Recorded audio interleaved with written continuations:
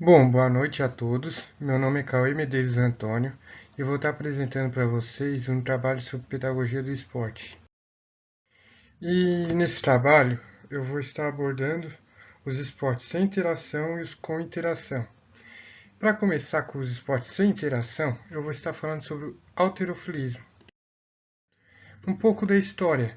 Seu surgimento está ligado aos povos antigos da China, Egito e Grécia, onde na sua maioria era praticado por homens que serviam no exército do seu país. Eles erguiam sacos de areia, blocos de pedra para ganhar músculo, força e resistência física. Dados históricos apontam que foi na Grécia que a atividade ganhou status de esporte. Em 1896, figurou nas competições esportivas das Olimpíadas de Atenas, sendo retirada no ano seguinte. Foi apenas em 1922 que a modalidade retornou aos Jogos, ganhando lugar fixo. Apenas nos anos 2000 é que as mulheres começaram a participar das competições halterofilistas. Agora um pouquinho das regras. O tablado, onde acontecem as provas, tem a medida de 4 por 4 metros, com a regra básica de quem levantar mais peso vence, sendo desclassificados os competidores que deixarem as barras caírem antes do tempo. Os atletas são divididos por categorias. Caso o número de competidores ultrapasse 17, forma-se dois grupos que, ao final, competem entre si. O competidor tem direito a 3 tentativas de levantamento em cada modalidade, sendo levada em conta a maior pontuação de cada uma delas. O arranco é a primeira prova numa competição oficial, na qual o atleta deve levantar sem pausa a barra do chão para cima da cabeça. Por consequência, acontece a modalidade de arremesso. Nela, o participante faz o levantamento de dois tempos, com uma pausa na altura do peito. Vence quem acumular uma somatória de mais pontos nas duas modalidades. Caso haja empate, o participante com menos peso em sua categoria vence. As categorias são divididas entre masculina e feminina. 3 árbitros são necessários durante as provas, onde um deles fica posicionado no centro do tablado e os outros do lado direito e esquerdo. Respectivamente, considera-se os pontos marcados caso o atleta esteja com os pés e o peso estabilizados. Agora as categorias divididas, né?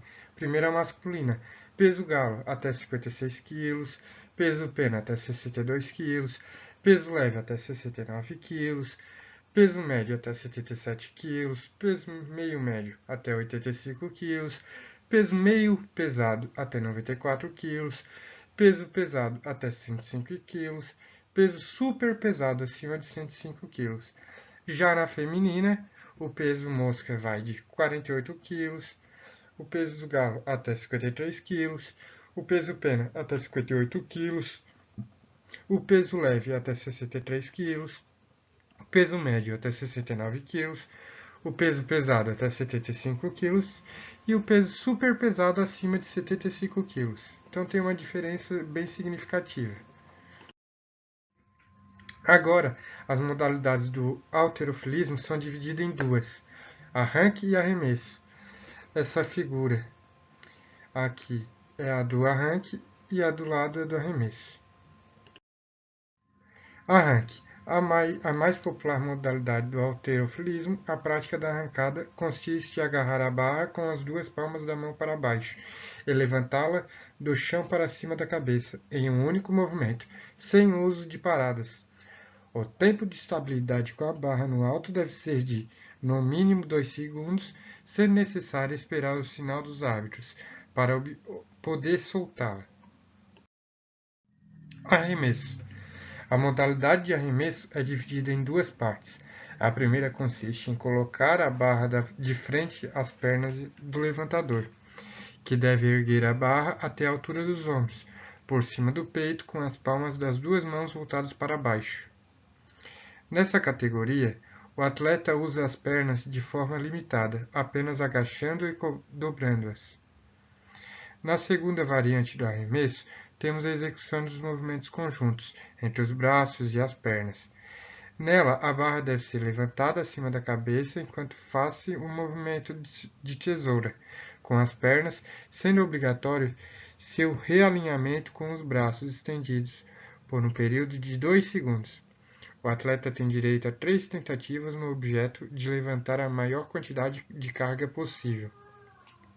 Presente apenas nos Jogos Olímpicos, a modalidade total combinada consiste no levantamento combinado das duas outras variantes. A soma combinada do total de pesos determina o vencedor. Os fundamentos do halterofilismo. Se tratando dos objetos de halterofilismo, consiste basicamente no levantamento da maior quantidade de peso pelo atleta, do chão até a cabeça. Mas engana-se que seja necessária apenas a força física para praticar o esporte. Uma execução correta da técnica, associada a movimentos de coordenação e concentração, deve fazer parte do treinamento de um halterofilista. Agora vamos para os esportes com interação. E vou estar falando agora sobre badminton. Agora um pouquinho da história do badminton. Acredita-se que o badminton teve início na Índia com o nome Pona. Oficiais ingleses que trabalhavam no país gostaram do jogo e o levaram para a Europa em meados do século XIX. No território inglês, Pona adquiriu o nome de badminton. A teoria para a nova denominação justifica-se porque, supostamente, o esporte foi jogado pela primeira vez na Badminton House. O badminton começou a se popularizar na Inglaterra e passou a ser necessário a padronização de regras.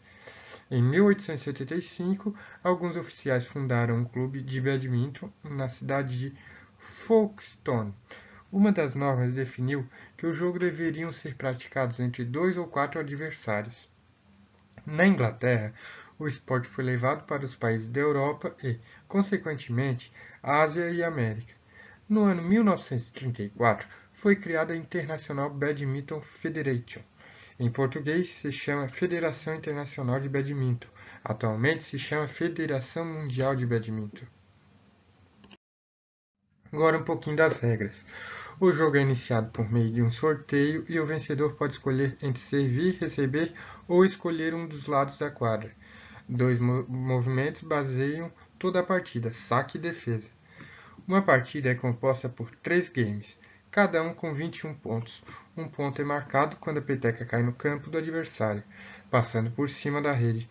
Contudo, se o participante arremessar a peteca para fora da quadra, o ponto é marcado para o oponente.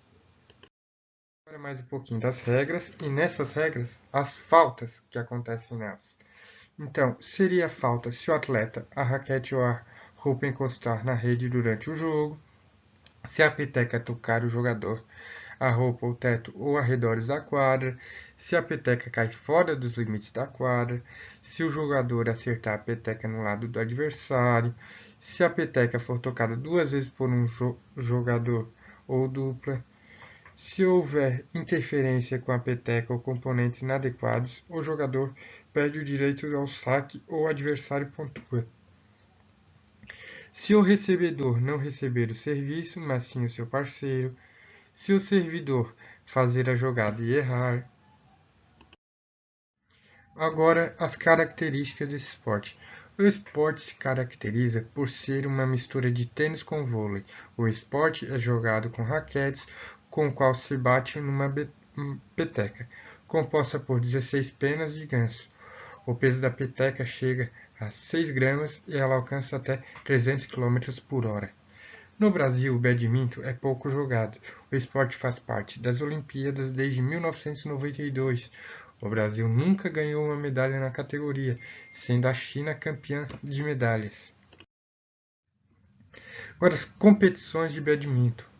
BWF Thomas Cup, também chamada como World Men's Team Champions, é uma competição internacional de equipes masculinas. BWF Uber Cup, competição internacional de equipes femininas. BWF Sudirman Cup, competição internacional com equipes mistas. Yonex Grand Prix de Badminton, competição internacional. Campeonato Brasileiro de Badminton, competição nacional. Nos Jogos Olímpicos, considerado a festa dos esportes de badminton, começou a ser disputado em 1992, na edição de Barcelona. Nas Olimpíadas, o Brasil disputou pela primeira vez em 2016 no Rio de Janeiro, mas não conseguiu ganhar medalhas. Agora algumas curiosidades bem interessantes. O esporte possui um alto gasto de energia, podem ser queimadas até 400 calorias em uma única partida. E os benefícios do badminton não param por aí.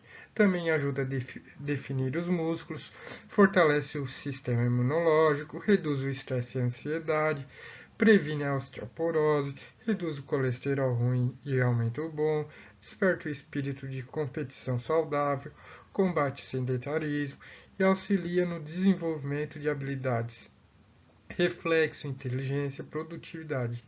Então isso é um dado bem interessante, que quem busca qualidade de vida, saúde, tem vários benefícios.